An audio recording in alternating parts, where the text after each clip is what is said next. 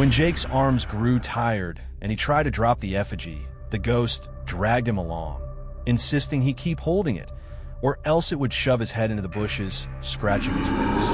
At that point, they had reached the neighbor's fence. If they went any further, they would end up in the pit latrines behind Jake's house. If his grandmother hadn't noticed in time, he might have drowned in there without ever knowing. Hearing the barking of a dog, Jake's grandmother realized he was missing and rushed out into the yard.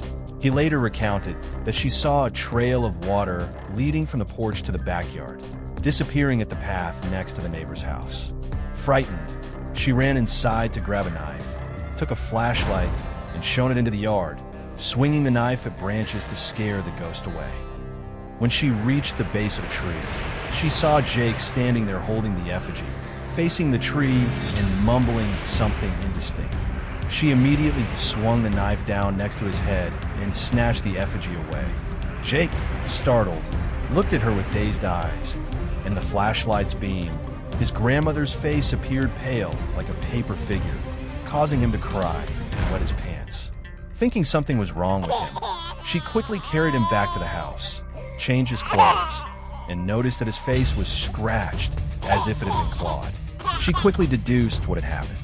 That very night, she went to the chicken coop, caught a rooster, and cut its throat, mixing the blood with raw rice and burning some yellow paper charms that are commonly used during funerals. Since she sold those charms, she had plenty on hand. She mixed the ash from the charms and incense from the altar into the blood rice, her hands stained red. Afterward, she threw handfuls of the mixture around the porch, chanting, "Whoever is asking for food in the middle of the night, here's some rice and meat for you." After finishing, she turned off the lights, locked the door, washed her hands, and climbed into bed with Jake, reassuring him not to be afraid. Anyone who bothered her grandson would face her wrath. The mixture she created is known in the funeral home community as blood bait, similar to the bait used for rats and dogs, but targeted at ghosts who died on the streets. After a while, Jake heard munching sounds outside. His grandmother hoped the ghost following him would eat the bait.